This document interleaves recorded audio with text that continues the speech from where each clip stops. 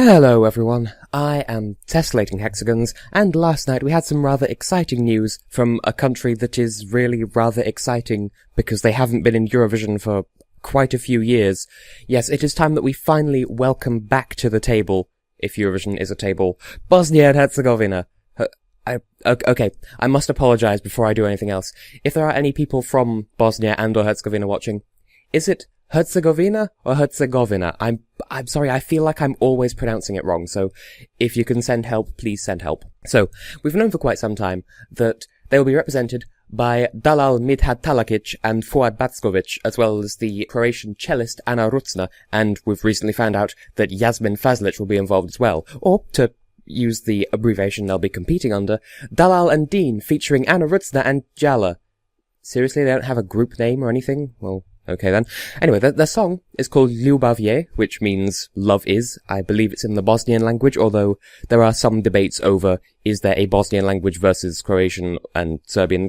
They are similar languages, but for the sake of this review, because it's representing Bosnia and the song was written by Bosnian people, I'm going to assume it's the Bosnian language, and if I'm wrong, then I completely apologise. Now, they did say that the song would be performed and recorded in one version in Bosnian, one version in English, and they're going to send the Bosnian version to Eurovision, which I think is good because there's one semi-final that's had a load of foreign language songs, and then one semi-final that's had a whole load of English songs, so it's nice to have some variety in there, and so I applaud that. Now, what are my initial thoughts on the song? Well, I agree with the majority.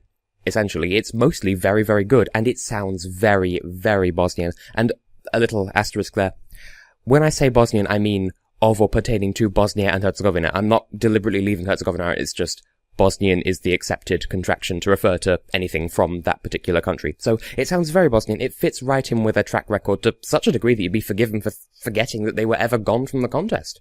The verses are great, they're certainly getting their money's worth with Ana Rucner's involvement on the cello. But I do have two major gripes with the song. Firstly, compared to the verses, the chorus is relatively weaker and not as impressive, but I mean, that might just be on first listening or second and third listening, as the case is at this point.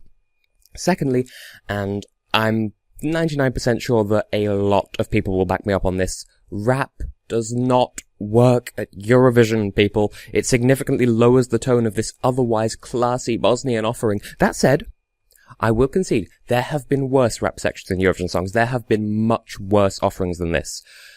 But good, bad, or otherwise, no Eurovision entry has ever been improved by the inclusion of a rap section. Ever. And if you disagree, then please tell me in the comments, because I would love to have a second opinion on this. I just think the rap doesn't really work. I'm so sorry. So having considered that, what are the good points then? Well, it is going to make a very, very, very strong first impression on the night, as its opening is so beautifully dramatic and anthemic. And the drums and the cello, and then Dalal and Deen, when they start singing, they both have extremely powerful and impressive voices just by themselves. But when they come together, they complement each other beautifully, creating some absolutely perfect harmonies. If they can couple that with equally dramatic and chemistry-heavy live staging, then this song could go a very long way and turn a lot of heads in Stockholm. Now, I would say they've clearly demonstrated that they can do that, but I saw on Twitter and on the Eurovision.tv stream of the announcement program, it seemed like certainly the three songs before they premiered this were lip-syncing, and so I don't know whether they were lip-syncing in their song reveal performance or not. So, if they were singing live, then they can very well sing live. If not, then I don't know. That aside, what absolutely sells the song for me is Ana Rucner's amazing cello work, and especially her signature cello hook in this song. She leads the instrumentation that makes this song sound so archetypally Bosnian, and that gives the song such a strong identity and offers the audience, for that matter, a really easy section to memorize since the chorus isn't quite as memorable in comparison. In short, Bosnia is sending an absolute dream team to represent them. Well, okay. Almost a dream team. Which leads me into the bad points. I can sum up Jala's involvement in this song in 4 words.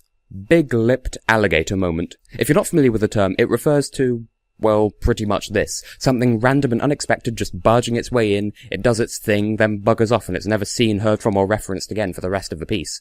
Given that Jala co-wrote, I'm assuming it's Jala rather than Jala, because that's how they were saying it in the show. Given that he co-wrote the song, though, I can't help but get the feeling that he offered BHRT the broadcaster, something of an ultimatum to the effect of, okay, I'll help you write an amazing Eurovision song, but only on the condition that I get to have a whole verse of rap to myself. And BHRT looks at this proposal and thinks, okay, well, we don't really have enough money to be able to say no, so okay, fine, rap away if it means you can write a good song around it. So with that in mind, he's probably in the song for good, even though a lot of people... I did see a post on Facebook leading some sort of social media campaign to send messages to BHRT, tell them to remove him from the song. And I think that might be a little bit harsh considering he did help write it. That said, I do suspect his appearance might make the staging look a little bit awkward. Just if the reveal premiere broadcast was anything to go by, him just bustling in, rapping at Anna, and then just walking off stage again, that might look a little bit awkward. It's kind of like the street dancer from Bosnia's song in 2011, where the UK commentator had to actually clarify that he was actually meant to be part of the performance, and he wasn't just a continuation of Spain's pitch invasion from 2010. Aside from that huge, all-encompassing criticism of the rap stuff, the only other things that I'm not super jazzed about with this song are that the chorus isn't quite as impressive as the verses or the cello parts, and not to mention not that memorable by itself, and the song ends a little bit too abruptly. So if I were to give properly, like not just constructive criticism, but advice with this, it would be that if they were to just cut out the rap section and dedicate that time to giving the song a slightly different ending, giving it more time to build up and then end more dramatically and less suddenly, then this song would be a perfect 10 out of 10 with me if they did that. But since they haven't done that, how do I rate it out of 10 instead? Well, in all honesty, I do still like it. Even with the rap. I mean, the rap, especially compared to some Eurovision songs, doesn't hurt it all that badly. It does still feel horribly unnecessary and invasive and very out of place. But the song is still worth a 9 out of 10 with it in. Admittedly, that is something of a low 9, but it's still a 9 all the same on my scale. And let's at least be grateful that if there has to be a rap verse in there, at least it's this. At least it's Jala, who apparently is one of the most listened to artists of his genre in Bosnia Herzegovina.